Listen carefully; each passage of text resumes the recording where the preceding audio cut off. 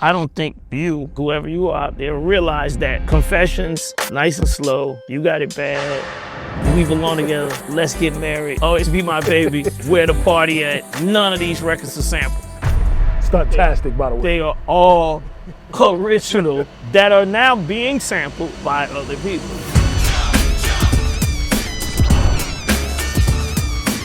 Atlanta, Jermaine Dupri, you link up with JDL, and what makes JD so good at his job? He's extremely creative. He's mindful of the artist that he's working with. He spends the time that is necessary to understand how to tell the artist's story. He's one of the world's greatest writers. You don't get no better, bro. Atlanta just started developing its own. I'm looking to like revitalize the music scene in Atlanta as far as young talent from this city. I got the energy for all that. I feel like ain't nobody doing it that's as knowledgeable as me and that's as active as I am, that still wants to be in that space and is still not scared to share the information with the younger generation.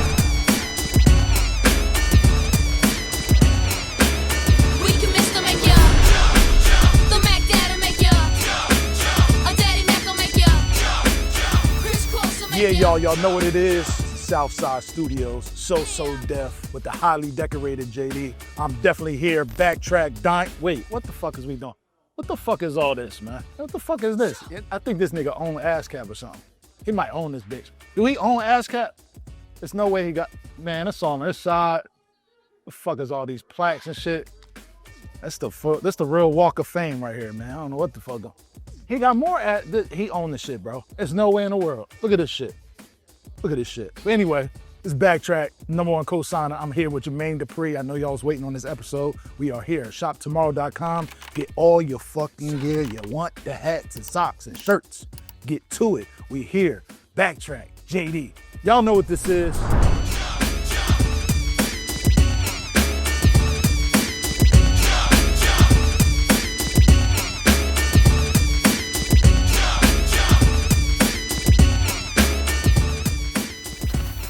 I had to get this interview in the process because I've been waiting 4 months to get this shit done. My main man is here, Jermaine Dupri, JD, So Def's finest. You already know what this is. What's up, bro? What's up, boy? How's that? Yo, we've been talking about this for a minute, and I'm glad that we got it in the midst of you making a beat. Yeah. Because this is what this show is about to be. It's about to be about confidence, and we're gonna unpack some shit. But we ain't gonna talk about what you talked about in the past on other shows and all that. We're gonna go in a different direction. This right now is a little different for me because I started out under So Def.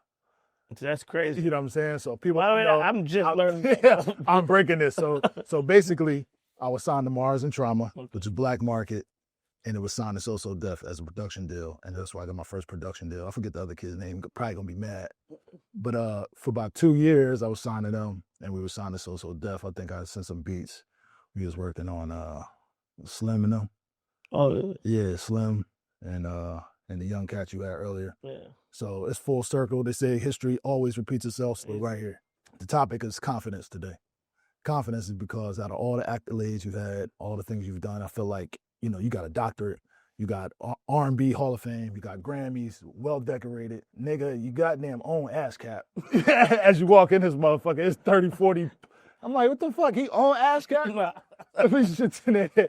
You know, plaques everywhere. But one of the things I know just from hearing you speak is the confidence. Confidence meaning the road less traveled. A lot of people when they're creating, you know, you heard Erykah Badu say, yo, I'm sensitive about my shit. I don't think you've ever had a sensitive space in music where you've made these records and you felt like they wasn't the ones. So I'm trying to figure out in a confidence space, what keeps you going on an everyday basis from 91 to now, 17 years old to now. You've made everything in the 19th century. That's what the kids say now. They call me Pop-Up and say it's the 19th century. You know what I'm saying? You know what I'm saying? The 1900s, the late 1900s, what were you doing? I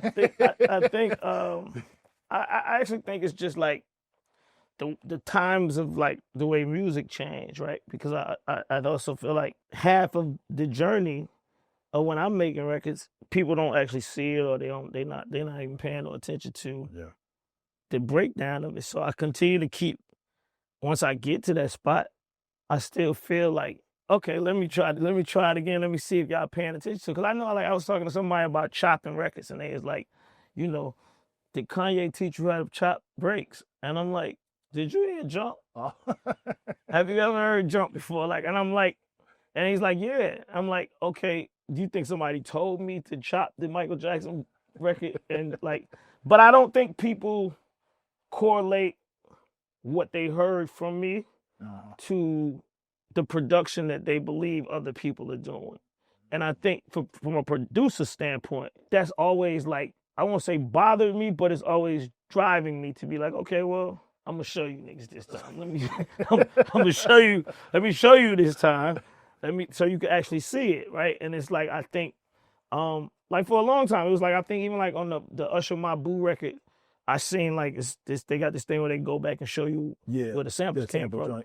And I start seeing people like start realizing like, yo, this nigga really be in there chopping samples, like, because I think people was like, I don't know if they actually was paying attention. And I think a lot of it's because I'm from the South, and I think that we don't have a reputation for doing that, right?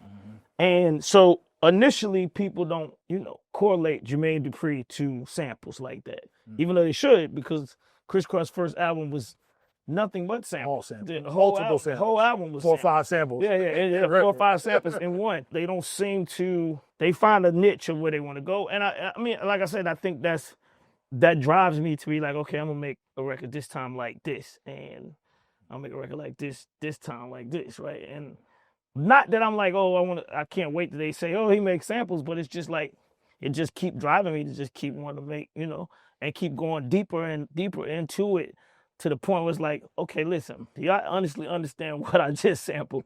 Like, this ain't actually supposed to be used in this way, and I'm using it in this way, and look what happened to this. You know what I'm saying? Like, even like My Boo became a bigger record than I actually thought was gonna be. Facts. Right? I thought it was gonna be a cool Usher sample record. Yep. It became a #1 record. I mean, so it's like, I also love it. Like, we doing this interview right now in real time for people out there. I'm in here actually working right now. This is the pull up. He's actually working. This is the only chance I was going to be able to get here. I just love it. And I've never hit a point where I felt like I stopped liking it. I'm always hearing something or seeing something that made me be like, I'm going to the studio right now. It's the inspiration. I feel like, we one of the prodigies. And, I started at 5 years old. I got my first turntable at 3 years old. You was dancing, doing all this shit at 7, 11 years old. And I feel like your name isn't brought up enough when we talk these top 5 producers of all time. And maybe because you write more than you produce. But I feel like your name should be in those battles. I feel like a couple of years ago during the pandemic when everybody had some shit to say, you made a valid point on shit. I can go against Puff. I can go against Dre. And I felt like I made that argument on some of my chats. Like, yo, Holmes is a little different, bro. Y'all got him fucked up. You know what I'm saying? But honestly, when I was thinking about them battles, any battle I'm thinking about, like, I was like, okay, listen, if I'm gonna do a battle, I'm gonna bring all my shit on stage and I'm gonna show people like what it was. So then when I did the me and Currency project, that was actually the idea that Currency had. He wanted to like make the stage like this, right? Like make the stage the studio and show the audience how we actually made the records, right? So as I find a sample, basically reenact me putting the sample in here, then making the beat, and then him sitting in the chair smoking and then writing and you watching the performance. And that's pretty much what I was going to, like, because I don't think you actually see that. And I think a lot of people be, it's a lot of niggas be fronting about making beats and a lot of different names for these records and all of that. It's like, okay, well, if we talking about me, this is what we gonna do. We gonna do it like this. Bring your shit, I'm bring my shit. That's right. That's all we gotta say. Yeah. Bring your shit. Start early. We're gonna breeze through because you got a lot of history and I want to unpack a lot. So one of the first things is a little birdie told me that Kris Kross, your first record, Jump, right? With Kris Kross, right? That was almost a missing piece to what Black Sheep had done on The Choice Is Yours. I don't know if this is right or not. So they basically said, when they said, pick it up, pick it up, pick it up, they didn't say jump. Everybody would jump after that shit came on. He was like, damn, they didn't do that. I'm going to do that. Yeah, is that true? Yes, 100%. But I mean, I was filling in the gap. I just was paying attention to the crowd. Yep. Right? Like I was just paying attention to what was, and it wasn't just Black Sheep. It was also like, I think Run DMC at the time, they had shows where they was actually saying jump. Yeah. Pain. And House of Pain hadn't come out. Oh, that was later. Yeah, they hadn't come out yet. So nobody was saying jump when as far as like a record, nobody had actually even said it. But yeah, the Engine number 9 record made me, because that's what it was. And I remember being like, going to whatever little spots I could actually get into at that time, because I was still young, watching the crowd do this and be like, if everybody jumping, why ain't nobody telling them to jump? And I always say, like, I always say I make records like that. Since then, I make records that's just really like, they looking at you. Like, the idea is actually looking at you, but you not actually looking at the idea, right? It's not that hard. It's like 2 kids in Greenbrier. I seen them, they seen me. They ain't know what was going on. It's like, it's just, I'm just watching, but I'm watching them. I'm watching them like, okay, y'all really, like, these girls over here like y'all, and y'all acting like y'all don't care, and y'all just in the mall on the weekend, and y'all not paying attention to what's going on. And they actually weren't. They was like, what?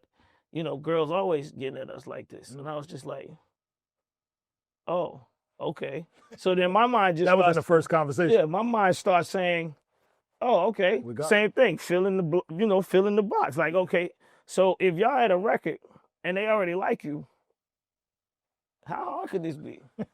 Right? That's where my mind started going. And they weren't thinking about being rappers, right? No. This was when Atlanta, no person in Atlanta wanted to rap. Young. I said rap to them and they was like, rap? Like, who rap? Fuck is that? Yeah, like, we skate. You know what I mean? They weren't even saying that. They was just like, rap. This is what we do. We come to the mall on the weekend, Greenbrier. And I was like, all right, cool. But yeah, I mean, yeah, the Trust Is Yours record was definitely big in my mindset about, like, because I kept trying to figure out what could be, at the time we used to call it, the jump off. Right. Facts. That was another thing. So it was also the jump off for Kris Kross was to come with a record called Jump. It was a bunch of things that was just like going through my head at that time. Yeah, that's crazy. I was talking about this too. In the midst of that, just being unselfish and getting out the way of the music, most people in that time period, or even in the 90s, even now, would put their surf first as the artist, and you would have wrote Jump for yourself. What makes you look at 2 guys in a group, or just hearing a group, or I heard you talking about Left Eye, and I heard you talk about Escape. What makes you get out of the way and say, yo, I want to develop them. I don't want to develop myself as a rapper. Because you could have easily been the next LL Cool J or whatever because of your pen, because you're producing. What makes you get out of the way and be like, you know what? I'm going to make these guys the pivotal of the game, and I'm going to get out the way. Well, I think because I can't see the whole field for myself. Okay.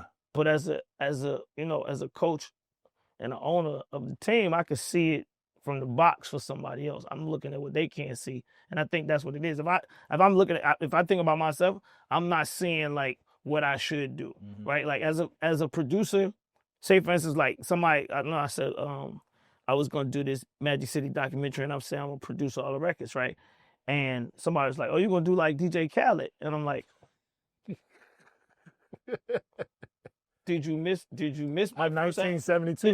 Did you miss my first album? So it's like, I'm always thinking like, that had to be at YN. I don't know. I mean, I'll just be seeing comments on Instagram. But I mean, with it being said, what I was going to say about that is that when I had Life in 1472, if it wasn't a young nigga who said it, it was an older person that said it. And the reason why they said it is because when I put out my album, I was like a cocky producer. Like, I was like, I'm not going to perform. Like, who would go perform? Yeah. You know what I mean? Like, I'm going to stay in the studio and make more music, right? Fast forward, I had a platinum album. I had Jay-Z first single, Mariah Carey second single, Usher. I had everybody, Mase, everybody, DMX, everybody on my album. I was supposed to go on tour. I was supposed to create what we see today in 98. Right? But I was too... I didn't see the field. I actually thought me performing and going out on the road was going to be like the same way Kris Kross, like, gotcha. Go perform. Like, for what? I'm going to stay in the studio, going to work. I'm going to work on this person's album next week. I put all of that in the forefront. Now, as a producer, me looking at it, I thought I was doing the right thing by staying in the studio. But ultimately, to state your claim and for people to not, like, take whatever you did and give that credit, not even credit, but give what you did almost and make it seem like it didn't happen and almost say somebody else did it before you. It's like, it's because I wasn't paying attention to it, and I think that's what I do for artists. I'm able to say, yo, Bow Wow, yo, you act better than you rap. Mhm. You should go make another movie like tomorrow, like you know what I'm saying, or something like what I'm good at doing that. Or I'm gonna go to I could go to the Millennium show and see Bow Wow on stage and say, go backstage and be like, yo, tomorrow y'all should do this and take this part out and right? I ain't really ever had nobody do that for me, right? So I mean, it's like I do it myself. You know what I mean? I definitely self-edit myself, but I don't do it as hard as I do it, with other artists. What makes you feel the person needs to do what you're saying? In instance, if you're saying, yo, you rap better than you act, right? How do you feel when they don't take that as a compliment or takes that as, damn, I should do that? I understand that they can't see it. Okay. I understand that most of us. And you don't combat. Yeah, I understand most of us can't see it. Oh yeah, I definitely say that I'm serious, like, but I also will come with the receipts of why, right? I'll show you, like, if you did this and you did this, this is what's supposed to happen, right? Yep. The way Bow Wow, when I was writing his raps as a kid, he could learn raps like this, right? Same thing with Kris Kross. They actually taught me the method of stop writing, because if you like something, you automatically remember it. And people don't even actually realize that. They don't realize, like, when they heard what Jay-Z was saying about not writing, it's because he liked what he was saying. If you like what you say, you don't forget it, right? It's just like a phone number. If you actually like the girl, you really like the girl, you ain't forget her. We memorize it on the spot. Yeah, it's right there. You don't write it down. Yeah, I know you memorize it because you want her to know that you know it, right? Right. That pushing our minds to where our minds can actually go. Some people actually think that we can't. Our minds are really, really, we smarter than what we actually use, right? Yep. And so Bow Wow would go to these sets and they'd give him scripts and he'll memorize it, right? That's a talent. And the actors that's been acting all year, I mean, their whole life, be like, Bow Wow, you're a natural. And I'm like, he is natural, but you don't understand. It's a process of what he's a rapper, and rappers that like what they do, they memorize it. So he's figured out how to, and it's just like you watch him doing that, and you just like, yo, you realize that, one, you can make a shitload more money if you make a couple of more movies.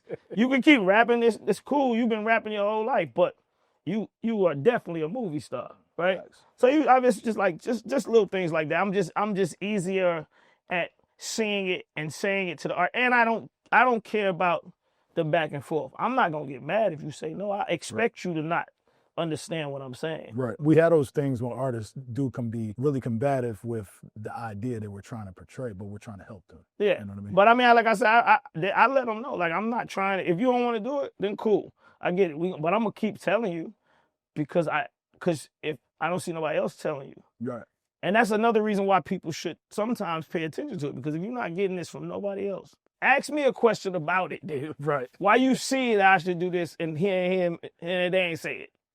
Well, why don't you ask them about it? You know what I mean? And then usually when you go ask their homeboys be like, yeah, I think you should. Right. And they're like, well, why you didn't tell me? You know what I mean? That's how the conversation goes. So it's and I also, like, I think I started paying attention to, that's a gift that God gave me, to actually touch somebody else and say, yo, it's your turn. That's right. That's right. Super eye for talent, super ear for music. Outside of what you were already doing, what made you go to Jay-Z and be like, yo, dog, I want you on my album, come to Atlanta and work? I mean, I grew up in rap. And you just was like, yo, you ill? Nah. What did you hear that you was like? I was listening to Clue Tape. So I was listening to Clue Tape, and I don't remember what Clue Tape it was, but he took the Dru Hill remix and he rapped over the beat, but he started it by saying, y'all want a something, I'm gonna make you something. I don't remember what he was saying, but he did my cadence. Right. And I was like, at that time, it was so hard for you to say you from Atlanta and get respect in hip hop, right? Facts. So for me to hear a New York rapper that people are saying is getting ready to be the guy, yeah, saying the same thing that this guy from Atlanta is saying, I'm like, oh, wait a minute. Oh, he fucking with me? This is what I'm gonna do. And I also was trying to be the first nigga from the South to make a record with somebody from New York that was gonna be a hit. Why is that? Because we didn't have that. I'm just saying, why was that important? Because New York was running the rap game, and we didn't have respect here as rappers, period. Like, we ain't had no kind of like, we ain't had no rap, nothing. And But y'all had the market. So you think about it, Jay and all of them, they did Big Pimpin'. That was to get the South market.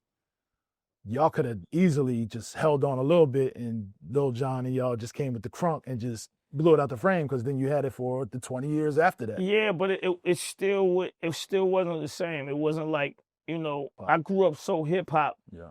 I wanted to perform at the Tunnel. Like, I don't know how many niggas from Atlanta wanted to, I mean, if you was around and understand what I'm saying, wanted to perform in the Tunnel. I don't know how many. You got New York blood in you, though, right? Where you pop? No. Okay. It's all my Awesome. mother and father both from North Carolina. Right, okay. But I went to stay with my brother Chad in Brooklyn. Okay.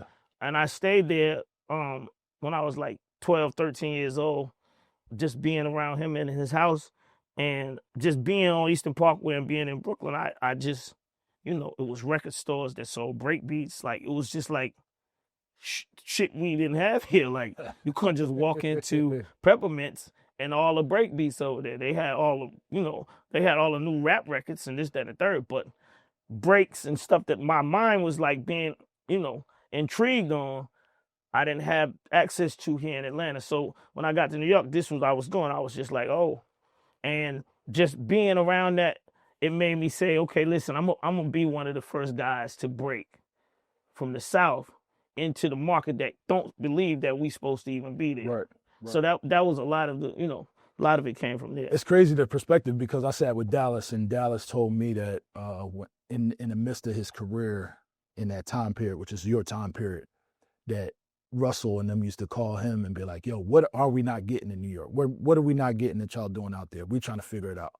And his answer. What time period? I think this is maybe 96, 99 or something. And he said that they were trying to get it, and he came up with this, yo, we write songs in the South. You know what I'm saying? We do the production later, but we focus on the song. Y'all focus on the hardest beat ever. Yeah. Then y'all put a song over. And then he was like, you know, that's when you started seeing more regions get into the songwriting aspect more versus just, I got a hard ass beat, let's put a song on it. Yeah. You think that's true? I think he's speaking of the Uptown, probably the Uptown era, because Def Jam never caught an R&B wave, actually, right? They went from Orange Juice Jones to, I don't even know, like, the R&B artists, right? And I think, like, later on down the road, Drew Hill, I think, Drew Hill on Def Jam, they might have been on Island. But Case, I think Case was on Def Jam, right? But Def Jam didn't have a lot of R&B artists when Russell was at the helm of this company. Was trying to get so that might have been more or less what they were talking about, because you know, Dallas had TLC, and he started he did the Boys II Men album. So I'm sure that's probably somewhere where it was. So it wasn't about starting a record with a beat, right? It wasn't about that. And my story is very interesting because I did start with a beat. Like, I was more or less like, I was starting with a beat. Like with Escape, I heard them sing, and I immediately just ran to the turntables and put a break beat on, and like, as they were singing, I put the break under them. That's because I was in so deep into, like, I made mixtapes. I was trying to get mixtapes popping in Cottage Park. I was listening to everybody mixtapes. So this was the space that I was in. I was just like, I was pretty much immersed in what was going on up north, more or less than anything. That makes a lot of sense, because I'm like, man, there's no way in the hell Organized Noise ain't started the beat. Every beat they made was hard. Yeah. All the Kris Kross beats was hard to me. Yeah. The Brat beats was crazy. And when he told me that, I had to think back. I was like, damn, you're right, because I never really sat there and wrote a song. I never really got into songwriting. And that's like, you know, I learned a lot of the sequences, the beat, the B-set, the verse, the hook, how it's supposed to be structured from songwriting, but I never writing songs. Yeah. So when I see Dallas say something like that, I'm like, okay, I wonder if Jermaine feel the same way, because he was heavy in the writing. Well, see, my thing with writing was that I was so young. I didn't even have the know-how to meet other people because I was too young to get to clubs. Right. I was even too young to like find my way downtown by myself, because at the age that I was started to mess with this, me going outside by myself wasn't even, I still had my mother, my father. So at 12, 13, 14 years old, you're intrigued by all of this, but you're also too young to be like, yo, come on my house tonight, we're gonna make some beats or whatever it is. And I didn't have any equipment. So it was like I started writing for myself. I saw Herbie Lovebug. And he had Kid and Play, he had Kwame, and he had Salt and Pepper. Yep. And I was like, what does he do? And I started like finding out what he did, and he was making the beats. He was writing raps for Salt and Pepper. He was doing everything, right? And I'm like, I don't know, I could do that. I think I could do that, right? So then I didn't want a female group. I met these two girls that was on tour with Houdini, and we was all on tour. And the Vicky and Jocelyn, which became Silk Times Leather, they were like, "You live in Atlanta?" And I'm like, "Yeah." They was like, "We live in Atlanta." I'm like, "Oh, wait a minute." So at first I was thinking like, cool. I met these girls on tour that are cool. They got cars. When we get back home, y'all can come pick me up or something like that, right? But then they start talking about they want to rap. They want to make music. And that's when the light bulb went off in my head, like, oh, wait a minute, y'all should let me do it. And I did it. I just jumped out there. I ain't had no equipment. I ain't had no deal. I ain't had nothing. I never had written a song for nobody, actually. But I jumped out there based on me watching Herbie and thinking, like, I could do it. And this was like the time this is the thing that presented itself to make me say, let me do it. Y'all should let me write. And I don't know what made them even believe That's the it. confidence. That's why I said this is about the confidence. This is the confidence jumping out there. Yeah, I don't know. I swear to this day, I'm like, I wonder what was my swag doing that made them say, yeah, cool. All right, let's do it. Mm-hmm. Early talent finders, and you one of the best at it. We talked about Jay-Z. We talked about Kanye being on your first album. We didn't talk about it, but we breezed past it. Mase, Cardan, Harlem World. What was that all about? Well, if you see, Mase was here. He went to college. Yeah, well, I'm saying if you watch the Kanye documentary, it starts off with Kanye at Jermaine Dupri birthday party. That's what it says. Right. It's at the Art Center, right? At that birthday party, all of them came here. Nelly, Mase, Kanye, all of them came down here for my birthday party trying to get signed. Now, the crazy part is I didn't know they was trying to get signed. It just came to the party thinking, I guess, that's what was going to happen or whatever. So Mase, he would never let me live it down, even, once he got signed. And I think the same person that was involved with Nelly and Mase, Kuda, was like they basically having the same conversation. Yep. But Mase would never let me live down the fact that he came to Atlanta to sign with me. And as he was walking in, he ran in the pub. And it was like, well, adios. You know what I mean? And, so and from that space, once he got signed to Puff, he still had this idea that I still want to work with you. And that's how he came to me. He's like, yo, I still want to do something with you. I want to sign my sister and my homeboys from Harlem. I was like, all right, cool. I mean, Mase was popping. It was like, I'm like, all right, let's do it. And I never knew that, Harlem World consisted of Cam, Jim Jones. I don't think people even know this. Like, all of them dudes was in a crew like this, and they all came to Atlanta. I signed them, and they all came down here, and we made the record. That's crazy. Being a master of the remix, I would contribute that to being a DJ. They would call you the remix king at one point in your career. Was it a time where you were remixing everything and not making original records? You was just, I'm going to just remix everybody else's shit? I was always making records. I think I was making more remixes than my own. Well, let me say, I don't think so, because I was doing whole albums on my artists, right? So if I do a whole Brat album, I still might do 10 remixes in the midst of me doing that. The remixes just were the thing that, like, for people who wanted to take their songs further than what they actually were. Yep. That's where it started to be. That's what it was. Yep. It's like, we want this song to be heard in this club, and we need something that'll get us in that space. And that's almost like what I was telling you on the phone, is that people don't understand what sampling means to me just that. It sounds like it's made for a specific space. And I guess because we have lesser and lesser clubs today that people don't actually understand that. But, you know, like say for instance, the Ari Lennox new record, right? Everybody keeps saying, oh, you took the Junior Mafia sound. Okay, cool. But she's from DC. She's from the DMV. They love So my love mentality Junior is Mafia. they love Junior Mafia. But this song, what's crazy is about samples, what people don't Let's understand. talk about the comment before you jump into that. Okay. So you called me earlier. Yeah. You was like, yo, so look, I want to talk about this. I'm gonna let you read it Yeah. okay, you read that right there.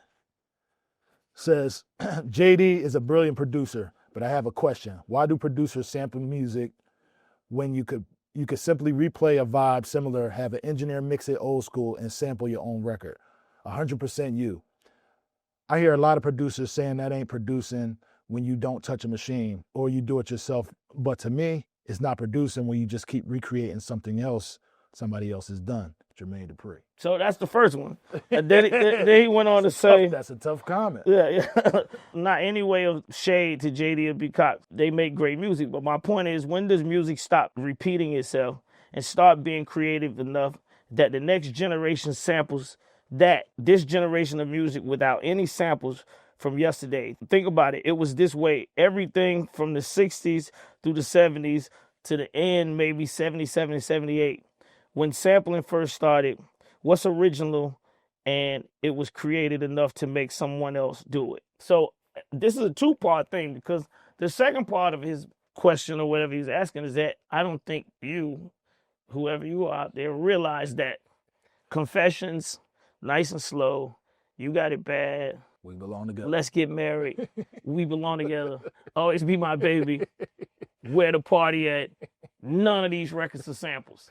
Fantastic, by the way. They are all originals, right? That are now being sampled by other people.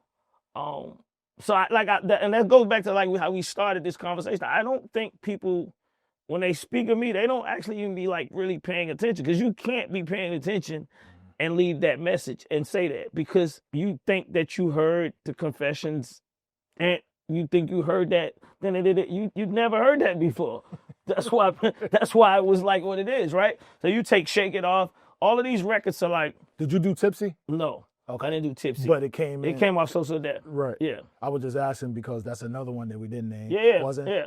And then Tipsy was another record that's like my label record that the Grammys tried to make seem like it wasn't a remake. Like it was like it's a sample. It wasn't a sample. It was like a complete remake of the song, actually. Still, all in all, that is one that was original from So Deaf to the world that has now become I think the largest record in top 100 history. Yeah, 1,000%. I feel like we align on that because for some reason, for so many years, I can't live down mixtapes or live down the raid. But all the shit I've done, I've broken artists, I got Diamond Records, I got all the shit.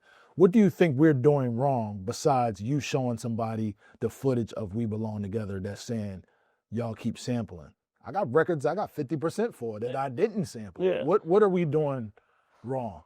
I just think that Or right. Well, I think that this platform that you're doing, this is what they need. You know what I mean? I think the new generation of people, not just young rappers and writers or whatever, they need this so they can understand the depth of music more than what they actually do, right? Because you got so many young kids today that claim they don't listen to the radio, which is where I learned. I listened to the radio one night here in Atlanta, and we had Kiss 104. And Kiss 104 was like the first like hip hop station that was like catering to hip hop. They had Talib on there, right? Yep. And they had Shabazz, this dude named Shabazz that was on there. And they used to do all of these different type of take records and do so many different things. And it's like this one night, the dude Shabazz, he was like, Kiss 104 is the station that plays all the hip hop. And at the spot. I was like, yo, this nigga's amazing. And I didn't know that this was honestly, I mean, a Brothers Johnson record, right? I wasn't hip to it. Right.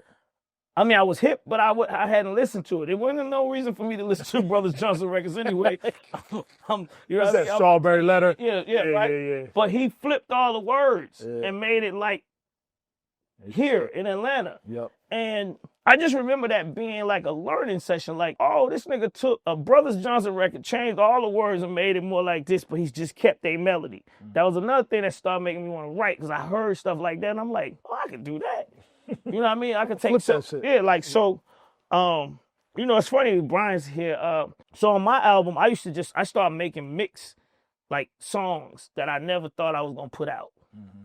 I just take somebody beat and I put a whole different song over it, right? So then the Mobb Deep record came out, right? I changed the record to like College Park Killers or something like that. To all the killers and the $100 billers. You know what I mean? I changed all the words. I basically was doing what I heard Shabazz do. And I kept doing this. I was making these little songs. And now one day I made Jazzy Hoes. And it was like, I started saying, all these niggas, Jazzy Hoes, type of nigga ran all his clothes. I started singing this and I recorded it. And I'll never forget it. Like, I send these beats to like them because that was the only people you know what I mean? I played the records for. And my nigga Steve was like, man, that Jazzy Hoes, that's one right there. And I was like, one what? And he was like, that's one. By the way, I'm not even thinking I'm putting these records out. I'm just doing this. I'm just doing like, because what used to happen was people come to the studio and I make a song for them and then they'll be, you know, artists be trying to get out of the studio fast. So by like 12 o'clock, the artist would leave the studio and like we'd be done with the song. But I wasn't done in the studio. I'm like, shit, they left early. I'm gonna make me a beat and we just gonna make a song. So I make a beat, or I take the beat and I go in there and just like rap over like anything. I got like almost a whole album on this dude named Cocaine J. But he should never be heard or never come out because he'll get banned in America. But it's like just me having fun, just making records, and that I got that from like I said, listening to the radio.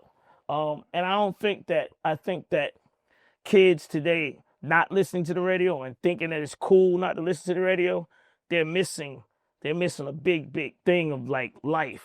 That, I mean, I guess, I don't know how much of what I'm talking about is still being heard on the radio, but I feel like I learned so much from the radio. You know, even like Criss, like Luda, I wouldn't have known who Ludacris was if I was running around Atlanta like, I don't listen to the radio. Who listens to the radio? In fact. I would have never heard him and understood where he came from, understood what was happening. You know what I'm saying? So I think that this show, if people have mixed show, y'all should be trying to push the envelope, you know what I mean, as much as possible and make people listen and make people pay attention again. I'm going to remix this African proverb. It says old man, but I'm going to say, when you lose an OG, you lose a library. Are there any people that were libraries to you while you were learning on your own? But some people, like maybe I see Barry Gordy out there on the wall. I see Quincy Jones. What was your library of learning this shit? All of them from a distance. I've been mentored from a distance. I told Quincy this once I finally became friends with him, that he mentored me from, you know, uncle. But never like real one-on-one, but just him doing whatever he did and me paying attention to it. And that by the way, that had to be, because now I'm thinking about it, it had to be things that I could watch and see and hear in order for that to happen, right? And that's why I say I think this show, people listen to radio and as much content as you can absorb as an artist or as a person, because that's what I was when I was 13, 14. I was like Johnny Five. Like I went to Brooklyn and I was like this. Give me everything. You know what I mean? I was like, what are you talking about? What?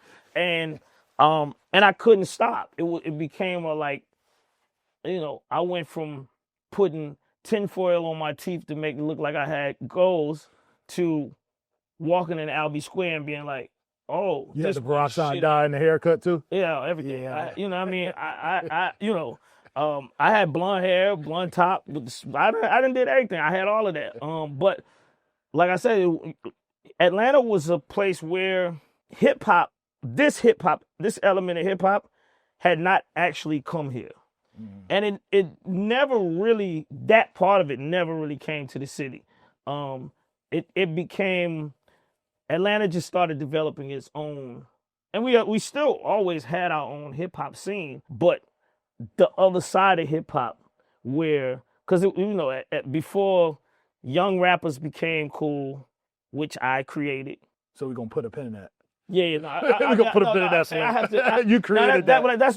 That's one I'm gonna fight for, because I don't think young niggas don't want to even have to address, but they got to address it, because it's no. I don't even have to say nothing. There ain't nobody that was rapping before Bow Wow that y'all know in this era, right? And it ain't nobody that y'all know that was 11 and 12 that rapped before Kris Kross. That's right. Right? That had platinum records and was on tour with Michael Jackson. It's nobody that we know of, like not even R&B, right? So I mean, I know this now for fact, because like the other night T.I. came over and he said that the one reason that he respects me is because I showed him that he didn't have to be grown to rap. Wow. And that he didn't have to be, he thought he had to wait till he got to a certain age to, do this. And when he saw Kris Kross and he saw, ABC, and he, like, I just think that he, and I feel like Lotto, y'all don't know Lotto without the rap game. I told her that not too long ago too. You know what I mean? You don't know her. You know what I mean? Yeah.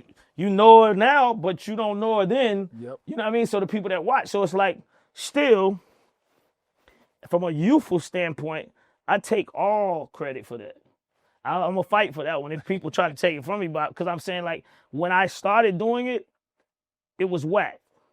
You know what I mean? Like, that's the one thing that people don't understand. When young people was rapping or trying to get young rappers in the rap game, it was guarded by niggas that was already 25, 26 years old. Yeah, you made a good point, because, I didn't think I was old enough to rap. I know when Kris Kross came out, we was wearing our clothes backwards to go play basketball. I remember Rasheed Wallace, he was the biggest center in the high school. He was getting ready to go to North Carolina and go to league. And we used to come crewed up, but we had all our jumpers on backwards, our jeans. They was like, why are these niggas coming in here with their clothes on backwards? We was young though, we was 10, 11 years old. Yeah. So I'm definitely gonna give you the credit for the young niggas. We're gonna talk about confidence again. I heard some Rod Temperton demos, terrible. I heard some JD demos. Terrible. They were terrible. You know what I'm saying? What gives you the confidence to get on the record? I don't. Well, you have to play that for somebody. To get on the record, I have all. How do you play Monica that record and be like, yo, this is one? I have all the confidence in the world to get on it. To play it in loudspeakers, I don't really want to do it. I actually, but I also feel like it was put in me from whenever, this became the thing. It's like women that never had a baby before, they become mothers, like they just automatically understand how to do it. And it's not like somebody really sat there and told them. Like most of them don't have a manual. It's just, but they really become real moms.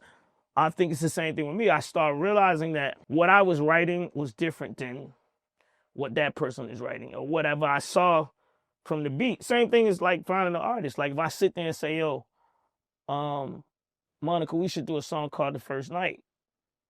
Why? Because maybe I was with a girl like told me last night, like, she don't do that on the first night, and I got to get to know her, whatever. And then you ask them, so then you start having conversations like, yo, are you a first night girl? And then she's like, yeah, that's how I feel. We're not doing that on the first night. You know what I'm saying? So then and then I start like doing the math of like, okay, so if you saying you like that, then it's got to be 50 other girls like that, just a small number, right? And I just start weighing my options on, that in itself. Same thing with like Kris Kross. It's like, yo, y'all little niggas is walking around here like this and people like y'all now. And y'all ain't got no record. They don't even know who y'all is, but they acting like they know y'all. Mm-hmm. If I put a record here and then put a name here and put y'all on TV, what y'all think gonna happen? Because it's already happening without this, right? Yep. So if you add to something that's already going, what happens? But where I'm getting to is in the process, you have Monica, for instance. Yeah. You have the idea, you have the song. What What gives makes you the song like, yo, this is the song? Instead of saying, yo, Candy, can you go ref this for me so she Oh, understand what I'm I saying? yeah, I didn't know. I never knew nothing about that.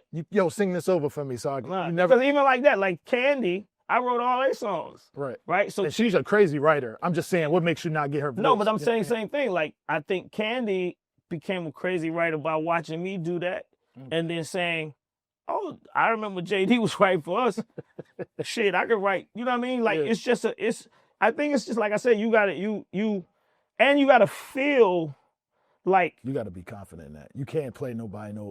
Me, I'm tone deaf. So if Well, I get to singing a well, hook, see there, you know what I'm saying? But see, that's the other thing. You can't. I had somebody the other day tell me, things like, Jermaine, it's weird because you know the notes, but you can't sing the notes. I mean, I can sing them, but they not sung like somebody singing. But taught myself by ear keys, so I automatically also know when I'm talking to a singer. If I say, yo, you should do this, I don't know how I get them to translate what I'm saying into the way that they do it, but everybody that I work with, for the most part, they understand how to translate what I'm saying into their voice, right? Like when I did Usher, I never produced a male artist ever in my life before. This was the first time. So I'm just trying things. Like I'm just trying stuff, and he's translating me trying it in the way that he hears it as a singer.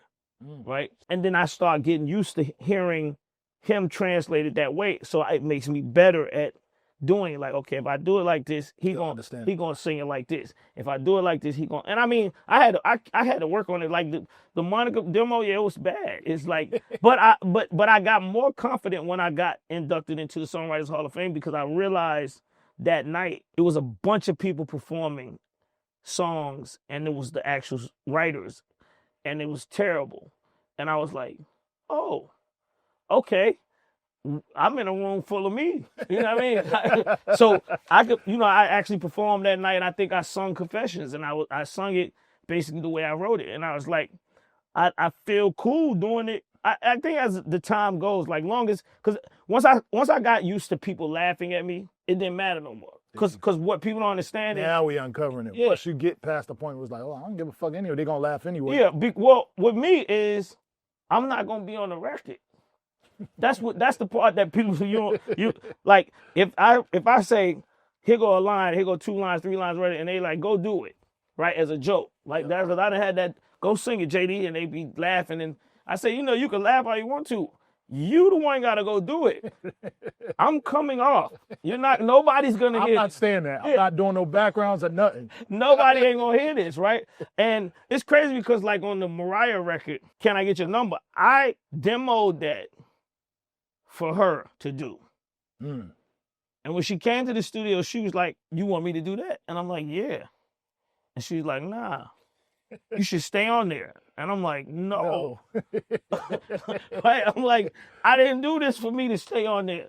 And she's like, it sound right. I'm going to put my part. And she actually, the way she heard the song was like her singing into me saying the thing. And it was like, I guess, and that go back to what I'm saying about me seeing the feel, right? Because she, and the world, I mean, the album sold like 8 million records. If I sound terrible, ain't nobody ever told me, ain't nobody ever say, yo, you sound horrible on that song. I mean, so some people don't even know. I think people think it's Nelly. They might. Yeah. Y'all sound close on some of them records. People tell me that. Yeah, some of them records. Before we get into the process, y'all know what this is? That is your very own beat tag, right? Yeah.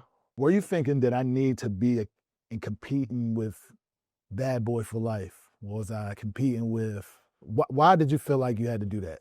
It's another B Cox joint. He got that. You got Rodney Jerkins had his tag. Why did you get the tag and you didn't want to be on some of these records? Like, y'all gonna be in the records. What made you start saying, yo, I'm the announcer on this? Sort of in the mixtape space. You know what I mean? Well, what's crazy is I talked on every one of my remixes. As I did so many remixes and I go in and I be talking in the background, I be doing all that, I got tired of just like that same sound, right? As we kept going, I got tired of just being like, oh, that's the sound, right? So I started going in the studio and I only talk like in the first parts of the record, right? Yep. And somewhere in there, I just was like, the first record I said that on was Let Me Hold You. Chris Brown, Bow Wow and Chris Brown. That was the first record I ever did it on. And that record became so big that I was like, I'm gonna say it again. And I wasn't even actually thinking like, oh, it's gonna become a thing. Fast forward, I started stopping and not wanting to say it.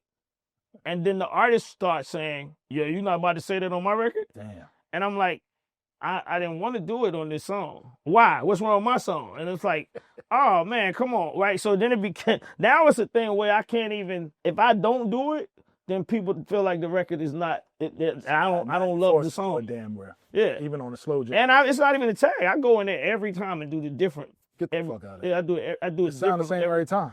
I'm placing it based on me listening to it in the booth. I do it live every time. That's wild. You working on the Magic City soundtrack right now, Yeah. right? You told me you was doing 3 beats a day. Yeah. So I'm saying, like, what makes a man at this age with this many decorations and accomplishments want to do this? First of all, before we get into this, we was going to that club for years, right? Have you, with your eye, have you ever went in there and was like, I'm going to make Shorty a star. She up there. She can rap like you did with Kris Kross. Have you ever did that? Nah. Why not? Because I feel like strap music, I call stripper rap strap music. I feel like strap music is there's a female rapper that came to me that wanted to rap that's a dancer. And she actually was calling it strap music. And I said this, I told her, I'm like, yo, you should really coin that because it's actually, that's a thing. It is. Stripper rap is a thing. It's like, just like trap music. But I actually feel like I just feel like it's it has its, you can't make the same song 100 times. You can make the same song 5, 6 times. After a while, it's like, then people gonna actually want to hear you. I mean, still rap. I think that's one thing that people don't understand about rap. Rap still, at some point, claiming you a rapper, wanting to be a rapper, you still have to talk to the rap gods that are not controlled by what people think is gatekeepers. That's a fact. Right? The rap gods still hold their space as far as we sample records that sound like samples and records that sound like Premier, right? If Premier make a beat, it's still loved by so many people that you probably don't even realize they just can't wait for that boom bap sample, this SP12 sounding record, right? These are the gods that's still out there. So even when you rap, if you're a rapper, at some point people challenge your skills. Whether it be whoever it is, you know what I mean? Like with the South, we went through when I put out Franchise Boys and Bone Crusher and Young Bloods and all these people, it was like we're going into this era where everybody was like, the people that didn't understand it, they was calling the mumble rap. And it got even further like in this younger age where Yachty and Thug and all of them became like, even I think I heard from Mr. Flex calls Future mumble rap, I think. Maybe. What that means, like I said, it's like the higher you get as a rapper, you still gonna have to face, can you rap? Blah, blah, blah. I mean, I'm sure it don't matter to a lot of people, but it's still, that stuff still matter to me. Okay. Right? It still matter to me. I don't care I don't move to what everybody else do. I still feel the same way. Based on what you got going on. Yeah, I still feel the same way. Like if I find a rapper, at some point I'm gonna challenge them and say, let me put this beat on and see what you do. Oh, you can't really rap over just a regular beat. You gotta have, you know what I'm saying? Like, and it's not really to like down the artist. It's just like, it lets me know how much knowledge they have about what it is that we do. Got you. Right? So you never rapped over beats like this. You never did. Oh, okay, cool. So you just this type of artist. For me to go see that, it's kind of hard. Like it's a girl in Magic that got a song. She hit me. I went in there last night and she was like, "I want to put my song on the soundtrack." And I told her I'm doing all the beats, so I would have to take her song and do something with it. I like her song. I'm not even gonna front. I like her song. So it's just not. I just don't think I try to stray away from it. For the most part, but yeah, I haven't seen that one swinging that I think that I should, hey, you should come on down here and, you know. But I heard a couple of girls that rap that I think they all right. I just feel like I feel like I'm in it for a much longer ride than just, you know, I feel that quick space or whatever. 3 beats a day for the Magic City soundtrack. Yeah. What keeps you going? And why is this idea something that you want to see through? Even though you had success at the South by when you did pop-ups and things like that, what's making you still push the idea of Magic City in the soundtrack? Well, the soundtrack wasn't actually part of the doc from the beginning. This was just like an idea that I got recently. And it's just like, man, how do you release a documentary on a club, 50% club, 30% the music in the club? You know what I mean? Mm-hmm. And then 20% the dancers. I think that the music makes such an impact, and what it did on me, whether it be strip clubs in general. Like, when Magic City got burnt down, we was all going to the Gentleman's Club. The Gentleman's Club music was probably one of the biggest influences at one point in time in my life ever, because I met Managed Man. It was an artist I signed in there. He actually set me up. I used to give his record to the DJ, and he paid the DJ $100 every time the DJ saw me walk in the club. He'd play the song, right? So he said, every time you see JD Gray come in the club, that's a great idea. Throw my record on, right? Sure. And I give you $100. I didn't know this was the game that was going on. I'd go in the club, and every time I walk in the club, I heard this song. Like, what song is this? It was called Rules to the Game. It was Managed Man. I'm like, number one, number two. And I'm like, what the fuck is this? And all my homeboys was fucking with the song. And I go to the DJ booth. I'm like, yo, who record is this? And he was like, oh, it's this nigga from Atlanta. He right there. And I'm like, that's always the thing. Yo, they right there. I'm like, oh, okay, cool. And still, I ain't know that it was like this was the 1-2. They ran the 1-2 on me, right? Right? And but the song was good. I don't even care that it happened like that, because it was like first of all, I equated me hearing that song once again to going to the club. I never heard the song anywhere else, right? So I felt like if I want my music, my artist to be in a strip club, this song is playing in the strip club. I wasn't going to a lot of other strip clubs to even verify if it was playing anywhere else, but this was the one. So in the Gentleman's, like I said, I met Manish. The song was crazy, and we put the song out. I signed him from being in that club. So for me, the music of the strip clubs was like the mixtapes. Like, even before y'all mixtapes really, really popped off, that's why I think we was hearing whatever was supposed to be the new street records. Right? You know what I mean? From that, I think that's when Gangsta Grizz came. But prior to that, like, the BMF really figuring out that they should make mixtapes for Jeezy. It was all mixed. It was all in the street. So it was Edward J, Big on Jelly. Well, yeah, it was Edward J, and then Big but Jelly was part of Edward J and them. Yep. So it was them tapes, and then it was like I said, then we started having radio shows. So we actually started having, the Fresh Party started doing stuff, and then as I became older, I got a chance to go to the strip clubs, and that's where I heard, I started hearing like, oh, what's this? Kilo, okay. You know what I mean? You start hearing records that you never hear anywhere. And I start getting a love for just that, going to the strip club just to sit there and see. I think, matter of fact, DJ Chap, you got me with the management. But yeah, DJ Chap was the dude at the Gentleman's Club. That was my love for it. So with that being said, me knowing that how impressionable the music is, seeing girls come to the DJ booth and pay the DJ to play songs that they want to dance off of, I also thought that was like a magic. Like, I used to tell artists, like, yo, if you talk to old girl, right? If you talk to the girl, you give your song to her, and she fuck with your song, she gonna go tell the DJ when she go on stage to play your record. That's an automatic promotion, right? That's what Future did. Future used to sit at the end of the bar at Magic City and run the 1-2 with him and Eskimo, right? Esco be sitting there and they'll play records, and it was just like the strip club. You in there, you hearing these records, and you like, who was this? You know what I mean? Like, I was in there last night. It's Scrappy was on the other side. He had an artist. He played some record. He came over. He's like, this is my artist right here. That space is still the space to me for all new music. But you got to be about going to that space. You also got to go in there. If you not, understanding of the space, you got to go into Magic City. You got to figure out who the DJ is. You got to have confidence to walk up to the DJ booth. That's a fact.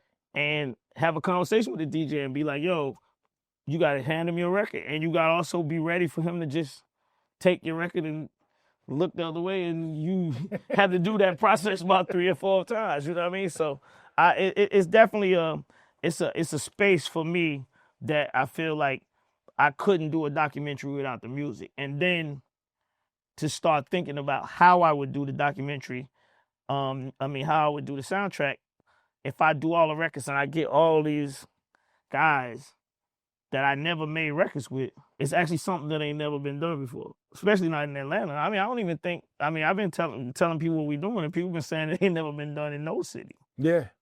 I feel like it's a little bit of pressure, but it might not be a pressure on you, only because Magic had so many eras. You know what I mean? It had the 2000, when I came in 98 to 2001 era, then you had the BMF era. But what is that first era? So the first era, let me see, was it White Chocolate? What era was that? Because we quite didn't have a mixtape yet. So I'm trying to figure out. But I'm saying musically, what music do you remember in that era? Throw Some Bows, maybe. When Welcome to Atlanta was in that era. Okay, so if Welcome to Atlanta was in that era, then I got that first era. I got that one locked down. Well, that's why people came. When they came to Atlanta, they thought Magic City was the whole Atlanta. Okay, that's what they came for. No, I'm talking about as far as me doing the music. I'm trying to match up. Yeah. So where the middle part was the Jeezy era you talking about, right? So the Jeezy era was the middle part. I think that's where we got birthed at, and that was a different time, a different type of music. Yeah. You know what I mean? A lot of independent people came out. Oh yeah, 100%. There was J Money, there was Ain't I, all them things came, they were birthed. Yeah. So then you had the 2000s, which became Future Zone, but it also came Drake Zone. Yeah. It also came all the newcomers in the 210s to 215s. I think, but the thing, and we're missing a lot of young folks. So if I'm looking at the board, I'm like, they absolutely need to be there. But there were also other zones that was super street, but they tore the club up. But they weren't in Magic. That's the thing. Like the thing about it is that what I wanted to do with this is actually like I view it as an actual city. Like I was talking to Big Boy this morning, and I told him, I say, yo, I need you on the soundtrack because you're actually a real resident of Magic City. Like I know you. Yeah, I thought you was the owner. Uh-huh. I thought you was the owner for a minute. Who? In Magic City. You. Me. Yeah. I think it was in there every time I was in there. I'm like, look, that's the owner right there. Well, nah. It's all about Magic and Young Magic. I was like, oh, that's the owner right there? Okay, cool. I feel like Big Boy, him and Sleepy Brown almost was in there more than me at one point in time in life. You know what I mean? Like, I think Sleepy, well, I ain't gonna say that, but yeah. Sleepy on his workout shit. Yeah, I'm about to say. I'm about to say. But yeah, but I really wanted it to be like, because I think that's the other thing about it. I think a lot of people don't really understand the Jeezy explosion was fueled by how much you heard that shit at Magic City. 1000%. It's not about like, yeah, Jeezy was popping in Atlanta, but if you went to Magic City, it was birthed there. It was no way you didn't know who Jeezy was and BMF, right? It's funny because BMF has a TV show and everybody watches and it's big. And you got to ask yourself, how do you know about them? Mm-hmm. Mm-hmm. You know what I'm saying? It ain't like they was riding around with trucks down the street that say, yeah, we gonna be like, this was an activity that was happening in these strip clubs. So I'm just trying to make sure that the music almost commemorates that, but at the same time, I'm also trying to make a soundtrack for you as a person when you in Magic. Take, for instance, the Drake Party record, right? I was in Miami past 2 weeks, and every boat, every car on the side of the street, and live, we up in Miami, it's a song that makes you say, nigga, I'm in Miami. Right? You want to put it on your phone like your old answer machine shit. Like you showing, you got the ocean in the background. This the song you play, right? Mm-hmm. I watched last night, we went to Magic. People taking pictures in there, but they ain't got no song commemorates them being in the club. And that's what I was getting to, because I'm saying, you know, I'm hearing too many people, even inside and outside the city, coming to Magic City to get food or the cuisine. I don't want to hear that no more. When we went there, shit, it was outside. You know what I'm saying? Yeah. I'm trying to get it to a point where this music represents us being there for that reason. Oh no, 100%. Seeing the dancers. Like, I don't want no lemon pepper wing. Well, I mean, I don't want no salmon. it's hard to. I can't eat and watch. It's hard. You know what I'm saying? I'm vegan, so I don't. Me too. Understand you. So- I don't eat and watch, but I'm saying it's virtually hard to stop these niggas from eating and watching. I can tell you that. That ain't going to be easy. It was a drink and watching. Yeah, You know it was what a I'm saying? drink and Or watching. throwing. Yeah. And I felt like it was even a culture for throwing. Like if you came in your first time to Magic City and you threw the money and you didn't throw it the right way, Yeah. your rain game was terrible. 100%. You know what I'm saying? So we've gotten away from that conversation. Yeah, We've gotten to Lou Will's lemon pepper wings. Yeah, That's all we Joe, got into that. And Fat Joe and Wayne, they made like I said, they made records that felt like they were commemorating your time in the club. That's right. Right? If you heard Make It Rain, you was like, yeah, this is what I was doing last night. Mm-hmm. You know what I mean? So yeah, that's ultimately the mindset of all of these records are to make you, when you're in there, you like, play that song. Exactly. You know what I mean? Like, it's Monday night, so that song is saying it, and you feel like, oh, and you take your phone out, and you like, you know what I mean? And the music goes along with where you are, and people can see that, right? Because that's what I try to do with Welcome to Atlanta. I told you from Monday through Friday, Sunday, this is what I'm doing. That's right. Right?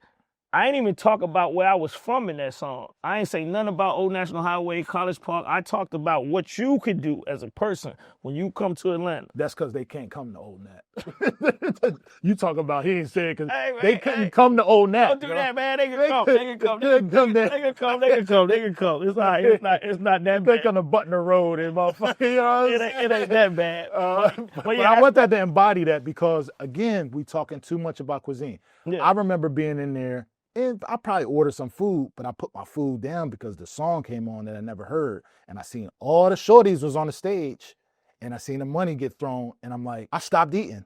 And I feel like the music has to dictate that because now you'll hear a song and still be eating. But I feel like because the music ain't as strong in that area that we need to bring that. And that's why I'm asking you, if you're going to embody all these things or try to embody these to get the club back in. Yeah. I mean, so a lot of this will be, you know, a lot of it I'm writing just to spark the writing of everybody else, right? Yep.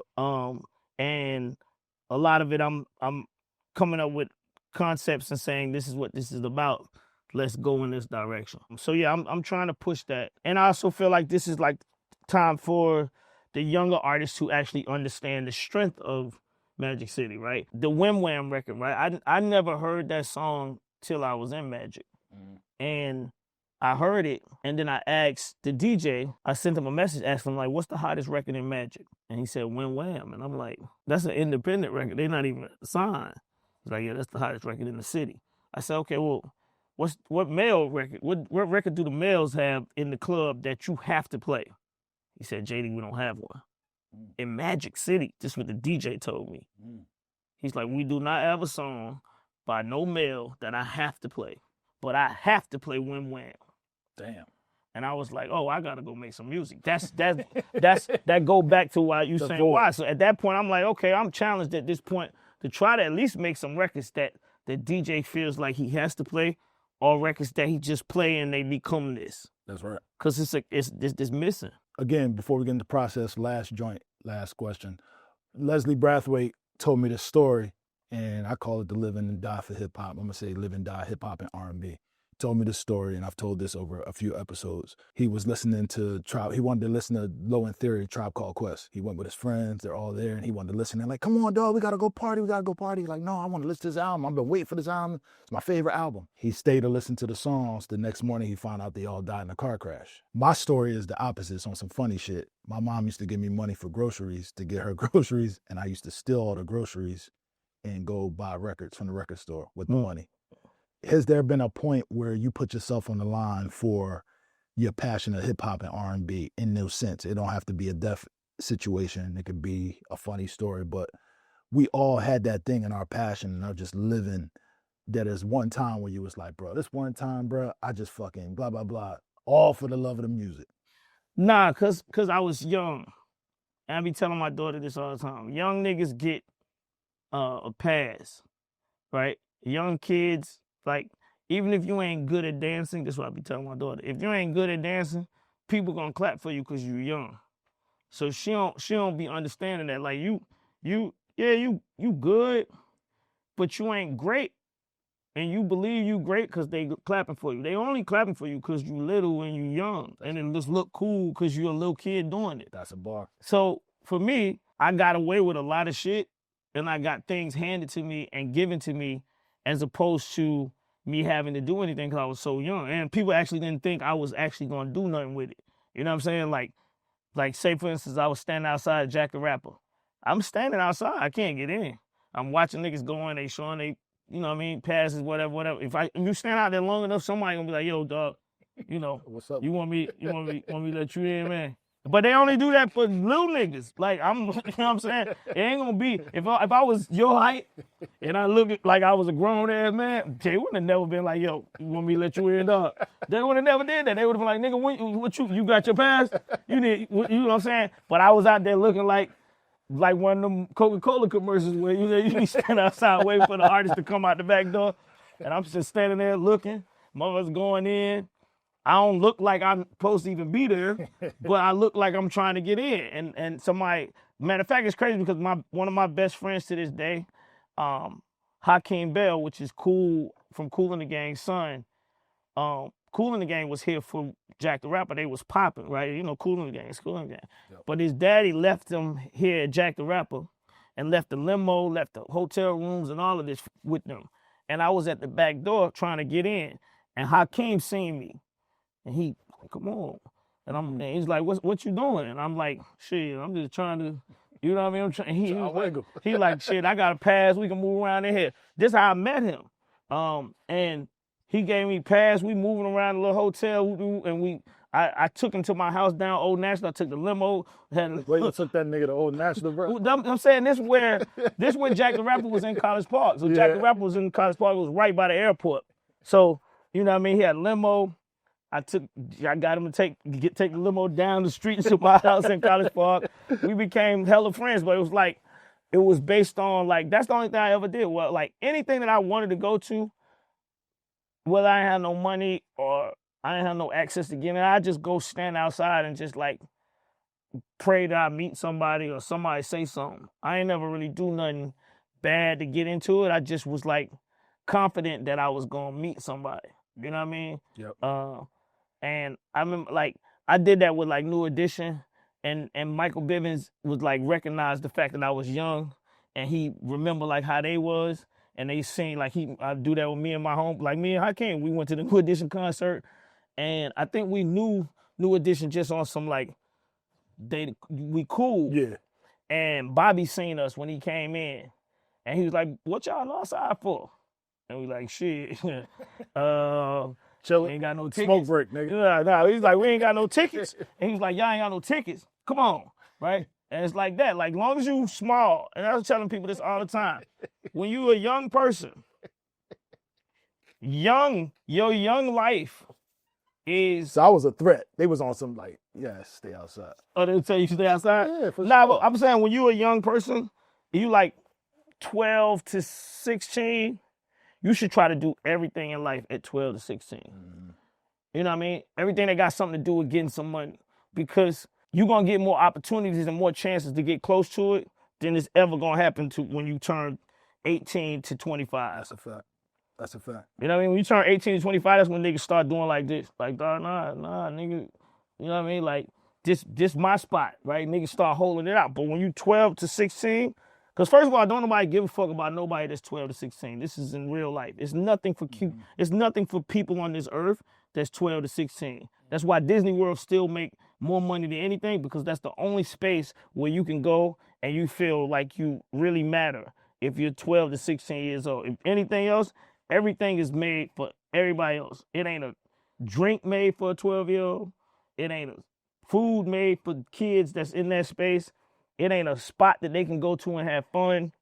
It ain't nothing that is there. That's also another thing I use when I put out Kris Kross and Bow Wow. It's like, oh, you kids don't really have nothing. So if I provide you with somebody that make music that's for y'all, right? So I'm gonna say the same thing with the Bliss. I'm making music for Magic City. When I wrote I Missed the Bus, I'm making music for kids like myself that used to have to wake up, run down the street, and the bus be right there, and that nigga pull off. And you have to go back in the house and tell your mom, I missed the bus. And she be mad as fuck, because she got to go to work, and your whole morning be fucked up as a kid. But people don't even understand this. Right. Like, this is real life. You missed the bus, you fucking your parents up from going to work, they cussing you out, you gonna be late for school because they got it, you know what I mean? They gonna make, it's just all bad. Your whole day be fucked up because you missed the bus. And I wrote that song, and when I wrote that song, Criss and Criss, they resonated to them. Like, nigga, you know what I mean? Like, we be missing the bus. Yeah, we missed the bus. We understand this. And I feel like I done had so many people tell me, older people tell me, like, that song, that was really my life. And that's what I'm saying. You right. I be trying to make music for the time of the people where they at. That's what I be trying to do. That's right. The process. It's safe to say that you an Akai fan. I see 2 lives. I see a 61. I see a 37. I see, what the fuck is going on here? I see you got 2 3,000 in the hallway. My first thing saying when I walk in this room is, you know you done fucked up. Yeah. I said, nigga, why you got the 3,000s in the hallway? You said, well, one of my screens went out. Well, Still ain't telling me what happened with the other one. Nah, both screens are basically out, and they out there because they getting ready to go get fixed. And when they go get fixed, they will be back in here so I can see the screen. So it's safe to say Akai is your favorite. Yeah. I've been on the MP since the MP first, the MPC 60. Okay. Before it was an X, before it was a 3,000, before anything, the actual 60. That's what I did Kris Kross on, the actual 60. I did Jump on the 60. You bought that with the Silk money? Yeah. And I bought the MPC 60 mad because I made Kris Kross first demo on an Ensoniq EPS. Mm-hmm. The week that they got signed, Ensoniq went out of business. Yeah. Right? My EPS broke. Mm. I went back to Guitar Center. It was called Rhythm City at the time. I went back to Guitar Center, and I was like, yo, my shit broke. And they was like, well, we don't know who we can send it to because the company out of business. And it wasn't like a thing that was broke where somebody could just fix it. It wasn't like a key was broke. It was like some technical shit, and you had to send it back. Yeah. And they was like, you should just get you a new system. And I was like, okay, what you got? And they introduced me to this thing, this W30. Like, it was a W30 workstation. Nobody said nothing about the ASR. Nah, nobody said nothing about ASR. It was a W30. They was like, get the W30. And I was like, okay, cool. So I got the W30, and the W30 had much more sample room in it. And I think that's why they told me. But the W30 just wasn't, it had no nigga to it. It was just one, like, it wasn't the EPS. The EPS seemed like whoever designed it, they made it for me, right? The W30 just felt like, this ain't it. So I tried things with the W30. I went back, I'm like, the W30 not working. And the dude was like, well, listen, we just got this new thing called the MPC 60. And we believe that you should get this. I got the MPC 60. I brought it home. The manual was like this. I'm like, I'm not about to do that. I'm not reading the manual. So I just started messing with it, start messing with it. I started making beats. I didn't read the manual, so I didn't know that if you sample something and you don't save it, and you sample something and you put it in there, and then you hit the button, it erased your whole samples. That was like the beginning of it. So I did that so many times that I learned that machine like a robot. I learned the machine so crazy. Like I could just go close my eyes and work that MPC 60. And I started learning I started doing my own tricks of like tricking the drum machine because it had such little small sample time. So even like the sped up samples, I started speeding the samples up so I could have more sample time. We all did. I never was speeding the samples up so it'll sound good as a sample. We all did. Right? Yep. And then that's how I discovered sped up samples, because I'm like, yo, this shit sound cool. Yeah. I should use it like this. But I was only doing it because I was trying to get the time right. You're right. You know what I mean? So it was like the MPC for me was such a discovery point of like all of this. Like, oh, if I do this and this, and I slow it down, I got it. Or I leave it fast, or I sped this up and it just sound right to the beat the way it is. Like, it was so many things that was unorthodox with the MPC 60, because it also was, it was Roger Lynch's first time doing this, and he didn't know what we was gonna do with the drum machine. Yeah, we manipulated it. Right? And we all made the drum machine do what we want to do with it. And it was just like, from there, the 62 came out, and the 3000 came out. When they stopped making the 3000, I got off the MP for a second, and I was still making my 3000 work, right? B. Cox was telling me FL, all these other things, everybody was going, and I was just like, man, I'm a beat maker. I make beats, right? And people was coming in here dissing me about the floppies. Let me see. Oh, Hold on, let me show you my box. I got, oh yeah, here you go. So there's some floppies right here, just for the viewer, right? So this floppy, read what it says. Whoa, burn, Usher. All bad, Usher. All bad, Usher. Mariah Carey, Don't Forget About Us. Wow. Usher remix, You Make Me Wanna. Shake You Off, Mariah Carey. This a 3000 too. We Belong Together. You did it on the 62? These right here, these is like lottery tickets. These is crazy. Yeah, so They still work?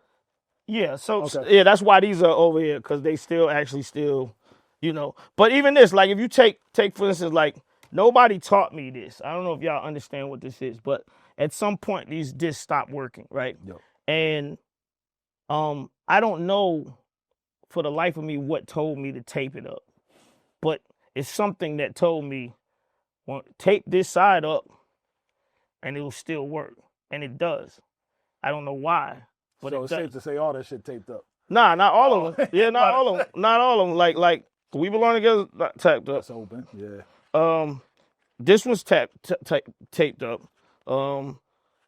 This one's taped up. It's not all of them. I mean, this one definitely taped up on both sides. But yeah, I mean, like, all of this stuff is like, if you don't go through it, right? I don't think you have the know-how to work a lot of different things. Like, I just got my Roland 404, Yep. right? And right beside that is an 808, right? It's people that come in here that ain't never even seen that, don't even understand what that is. That's right. I just think that you have to have that explore thing. And that's another thing also. I also feel like I still do this because a lot of times when you get successful, you don't have the opportunity to be in these rooms by yourself like we used to be That's right. before we got successful. Explore. Yep. Right? So therefore, the exploring space of like learning the 404 and like fucking up when nobody can hear you fuck up and you figure it out and go back. Yep. I need that space. I need that time. So that a lot of that fuels me to just be like, I'm going to the studio tonight. Y'all go ahead on. And I just be sitting in here sampling, or I just, finding sounds. Like, even like you just said about these sounds, it sound like that's just me just sitting here all day like, oh, okay. Y'all done separated these stems. Now I can really get these sounds. I ain't got to fucking, and I'm just like, I ain't got to chop it out. I'm going to sample every sound. I'm going to sample every sound. And I just be going through just sampling all the sounds. Probably never use them, but I just have them just because I always wanted them. I'm like, nigga, I wanted that sound. For years, I wanted that sound. That sound had a keyboard part on top of it. Now I got it. Oh, I'm getting it, right? So even with that, that's you like playing with the stems. Like the other day, Ray Murray came over here from Organized Noise, and we was messing because we did a beat for the soundtrack. He was like, slow the beat down, but keep the tempo the same. And I was like, what? And I was like, I can't do that in my Serato. And he's like, why? You ain't got that? And I'm like, nah, I ain't got that in my Serato. And it's crazy because I didn't download that. I don't need that to DJ. Right? Because I never was using the Serato for like even for producing. I do all that shit over here. Mm-hmm. But it was showing me that in there, and I'm just like, that's shit that I live for that. If I can come in here and we talking, or if I'm by myself or whatever it is, and I start finding shit that I never knew exist. This will keep me in here for 20 hours.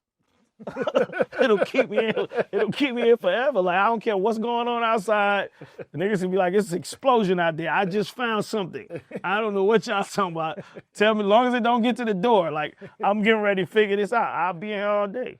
So Playing keys, never play keys? yeah. You play keys? Yeah. Okay. So that's how you write a song. You start with keys or a song first, or you just write the song first over the conversation, Well, try to find something to do it over? Well, the thing about me is that I played keys, but I also never played keys to the point like a B. Cox. B. Cox went to college, Facts. to play keys, and Manuel Seal. These guys are like professional keyboard players, and I'm always a person that'll bow out to the better talent. Get out Right? there, yeah. Get So- the way. If I got you right here, then why I'm over here trying to do it, right? I'm not, you know what I'm saying? You're gonna play what I want to hear. That's also like the same thing with the song. You're gonna sing it like I want to hear it sung. I wish I could sing like you, but I can't. So I'm gonna go ahead. Here you go. Sing this. So the same thing with when we start writing for songs, B. Cox start playing melodies. Or I might have a melody in my head or something, and I hum something to him. But for the most part, he start just playing. And if he start playing something, I'll say, yeah, I like that. Or go back to that other part that you're doing, play that, and then we start just going from there. And then we start with the melody, and then once I hear that loop go off and start writing whatever the first idea that come to my head when I hear the melody. So you think collaboration is the key to actually doing this shit, creating a song from scratch, versus I'm gonna do it all myself. I'm gonna sit here and learn the piano. A lot of us try to learn the piano. I never wanted to do it because I feel like that's gonna take my swag away from the beats. You know what I'm saying? I was like, I'm gonna get all regiment. I'm starting to be all orchestrated. You know what I'm saying? When I did it that way, though, I felt like I wasn't competing with other people, right? Because you got Jermaine Dupri, and then you got LA and Babyface. Then you got Jimmy Jam and Terry Lewis. Yeah. And you got these duos that sound like, what's going on? Am I shortening myself, right? Am I not? I want just as many guns as everybody else got. You know what I'm saying? Like, they got big ass guns. I need the big guns too. So I start thinking about it like that, from that perspective. Like, yeah, I could go back here. Like right now, I was telling my engineer that I wanted to be able to play, because the MP's coming with so many keyboard sounds now. Usually when I'm writing or I'm trying to hear notes, like say for instance when I'm doing the 808s, right? Yep. I prefer to do 808s on Keys. on the keyboard, because I know the parts. Yeah. I could just sit here and I know this is C, I know what this is, and I know exactly where it's at, as opposed to me looking at it and doing it from the pads, right? I could do it from the pads and it feel right, but sometimes when the key don't sound like it's, you could tell when the key ain't right on the 808. So I go over here and I could actually find the key better, right? So that's why I just set that up like that recently, just so I could have it where when I play, let me see, I'm just still trying to. So for instance, if you take, like if I loaded this up and I just wanted to sit back here, right? So I could just sit here all day and just keep playing, like, until I want to find what I'm looking for. So I could just sit and I could find all the chords that I want. Right. But I just be playing with them, like, until I find it, right? Like, because I also was a kid that took piano lessons that didn't want to go. Yeah. I didn't want to go. You know what I mean? But what I did learn from being in class is that I learned chords, and I learned how to play. Yep. Right? And I learned, because the biggest thing ultimately to me is knowing the keys and what clashes and what don't clash. So, but like I said, when I'm over here and I'm playing around with it, I still be playing around with it, and I'm like, I can't wait till Brian get here, because So he gonna we play gonna what I put was this in. doing. But a lot of my earlier bass lines from like Brat's albums and all of Kris Kross, any bass line I played all that stuff. You know what I mean? I didn't have Brian back then. I didn't have Manuel either. So I just was doing it. And like I said, ultimately, when you're in the studio by yourself, you're by yourself. So therefore, whatever that process is, whether it's embarrassing or it's not, ain't nobody in there with you. If it take you 2 hours to play a bass line, right? Let it take you 2 hours to play the bass line. That's what you in here for. Like, that's what I'm saying. Like, you come to the studio. I know I'm in the studio to stay in the studio. I'm not in the studio to get out. I'm in the studio to stay in here. So if I'm playing a bass line or something, back like when I wasn't like fluent like that, I just sit there and keep like, you know what I mean? You just playing, like you just trying to, if you don't know what you're doing, just keep doing it until you find what you wanted to do, put it in there, and then try to make the beat. That's how I grew up doing it. But then I also knew that maybe I should take piano lessons. You know what I'm saying? Yeah. But once I took piano lessons, they weren't teaching me. Because you already know certain things. So you go. Well, no, this was early. Oh, this is early. This was early. This was early, like when I was getting into music. Okay. I went back and like wanted to take piano lessons to learn the basics, but I also thought that I could go to piano lessons and be like, hey, can you teach me how to play this? I want to play this. And, you know, these guys like, that ain't, you know, here's Bach. And I'm like, nah, I'm not playing on Beethoven. Right? Well, I'm not going to do that. Another reason why I want to do that. I'm like, bro, I'm not going to play all that. Yeah, but it's if you get the chance to learn it, I would never say not, because I watch B. Cox play and I be sitting there like, man, damn. You good as shit. Damn. You know what I mean? But, you know, so yeah, that I definitely feel like if you got it, at least learn the basics, because you end up still using it. If you just don't understand that, like when you playing this on here, it don't show you the keys. And it's limited. You only got them pads. Yeah. But you can't, if you actually can move on the, you know what I mean? If you can actually do this, if you could do that, you can't do that on here. Right. You know what I'm saying? So just depend on how you work, you know what I mean? But I got used to like trying to do this, and I'm like, oh, okay, let me click here and see what key it is. Nah. Let me go back. let me chew it over here because I know where it's at. So it's just a little, just how it works. Money Long, Ari Lennox, Summer Walker. How do you pick between when you first started and now in your eye for talent you want to work with? Obviously, when you're younger, you want to work with everybody because you just trying to, get your shit off. Now you get older, you get a little bit strategic on what you put your hands on as far as music.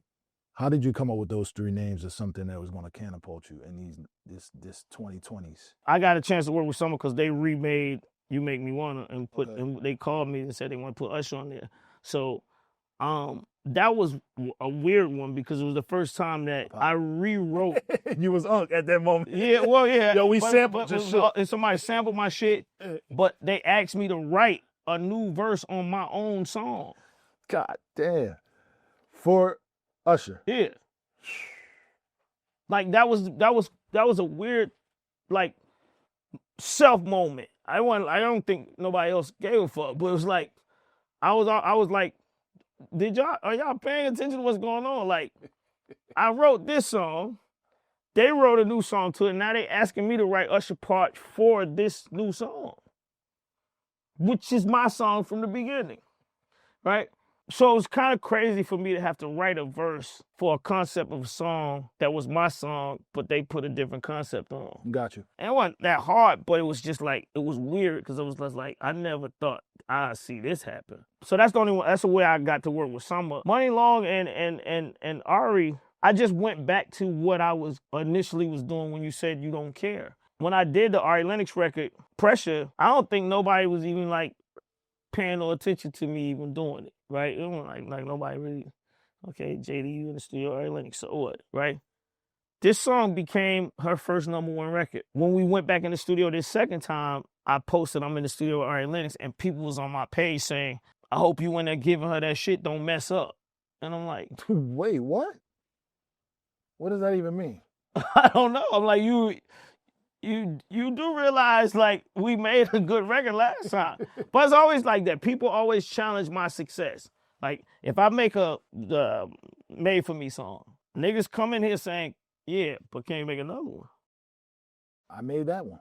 it ain't easy to Why make do you think that, this is what I'm trying to get to. Why do you think there has to be something you go home and look in the mirror like, why they keep trying me like this? I do. And what do you come up with? I don't come up with anything. I don't know why people do that. You know what I mean? Like every record I've ever made, the next time I go in the studio, it's always challenged by somebody. Like, all right, yeah, he did that, but Even with Confessions? oh my God, it's worse.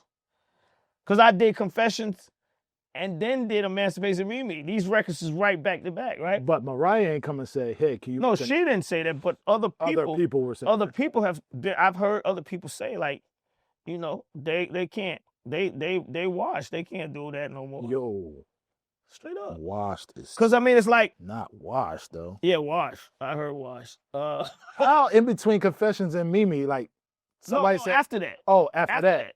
So Yo, after that, it's people like, yeah, we'll wash. You know what I mean? Like, so it's like, I just think, I don't know. I think, you know, I think all producers, personally to me, they get challenged.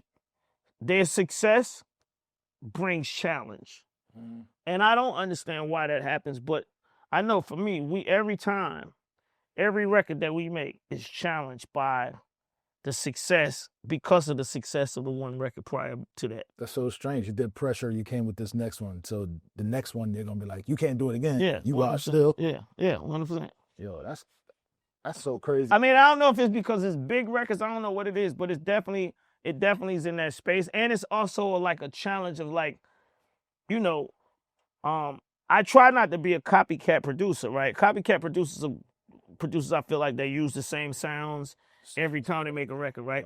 That's not like a bad thing. I just say that that's what that's what I call it, because they're copying their own sound, right? I come in the studio trying to make a different record every day. I'm not trying to use the same sounds. I'm trying to find some new sounds. I'm trying to do something that sounds different than the last record I did, because I don't want to be held into that space. And I think a lot of times me doing that is where the challenge, I feel like that's where it encouraged the challenge, because Shake It Off don't sound nothing like We Belong Together. We Belong Together don't sound nothing like Confessions. Facts. And then neither of those three records sound like You by Bow Wow and Sierra, right? So it's like, I'm trying my best to do that to make you say, oh, this nigga's, and I'm thinking I'm doing something to make you say, oh, this nigga's amazing. They saying, this nigga, like, you know what I mean? They like, I bet you can't. All right, you got away with one this time, but I don't know what it is. It's definitely crazy. But yeah, those two records, like you said, the Ari Lennox and Money Long, I'm just going in the studio with new artists. And I started with Division. So I started with Division, and they sampled Nice and Slow. So it was like I heard these younger guys, and I'm like, and I also for the first time realized how much the younger generation of R&B actually admired what I was doing. 1,000%. I was never really paying that much attention to it. 1,000. And then I started hearing so many people talk about they thought Confessions was better than Thriller, and they thought Confessions was their Thriller, and blah, blah, blah, blah. And I was just like, really? Oh, okay, all right, well, shit. Stop calling me washed then, nigga. So I just started saying, you know, I'll take you in the studio. Let's go in the studio. So, I mean, I've been open to, you know, I've been trying to work with all of them. Just go in there and get records. I got the energy. That's why I said even with this Magic City, I just was like, you know what? I'm gonna make records that mirror the artist, right?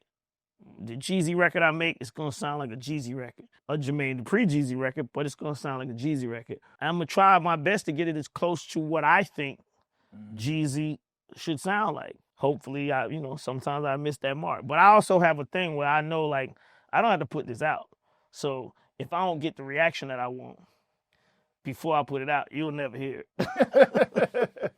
So no independent. You looking for a situation for this? Or you... No. So I have a new deal. Social Def is I did my deal with Hybe. So, you know, Scooter's the president of Hybe. Yep. And we did a deal basically with Social Def is now with Hybe America. So are you a fan of selling your masters and publishing? Not me, because I'm active. I feel like people that feel like they done with music or they don't want to get in here and actually work as hard anymore, then cool. I'm actually trying to see how many songs I can actually create before I have that conversation. And how many current records I can put into space to go along with my older records, and then see what the numbers look like. Because majority of people are selling their catalogs that have made records from 30 years ago, or even 25 years or whatever it is, and they ain't really they're not putting records in that same space, Right. that hitting that same mark, right? Me doing Made for Me, that being as big of a song it was, that makes me say, Jermaine, you could do like 10 more of them and then try to have that conversation. And I might, if I did, I could only sell those 10 too. You don't have to do your whole thing, right? Sure. You know what I mean? It's just, it's all about, the copyright and what, and the publishing of which one is going to make, which is producing the most money. That's where the numbers come from. So I mean, right now I'm so into just making music and continue to keep making records and finding artists that I don't have no interest in that right now. Dope. After the soundtrack, what's next? Division. Yeah. Okay. I have opportunity to sign Division to this new deal. Nice. In the midst of all of that, I'm, like I said, I just did the deal like 2 weeks ago. So I'm gonna sign a whole bunch of new artists. I'm looking to like revitalize the music scene in Atlanta as far as young talent from this city. I got the energy for all that. I feel like ain't nobody doing it that's as knowledgeable as me, that's as active as I am, that still wants to be in that space and is still not scared to share the information with the younger generation. So I'm pretty much like, I feel like I got about, 6-7 more years. Oh, 6-7 more years. Okay, that's it. That's it. But I told everybody after when we did this deal though, I'm 52 years old. Yep. We can't take this for granted. We gotta go at 100 miles and running with this deal, because it's not the odds of me making another deal like this in the next 2 years. That's a fact. You got people saying you washed. You got people telling you this. Yeah, you know what I mean. It's the odds are against you. We're gonna get the wash conversation out of there. I'm a big fan of it finishing where you started. At some point, we have to see, and we don't got to name it Confessions. There has to be a JD Synergy Usher album before we get out of here. You say that on the camera again. You say that. Hey, big time. Big time. We have to see the JD Usher energy. I don't know who has to be in the room, who has to drag you here, but I felt like over the past couple of years, JD needed that energy, and you needed that energy too. So I feel like that needs to happen.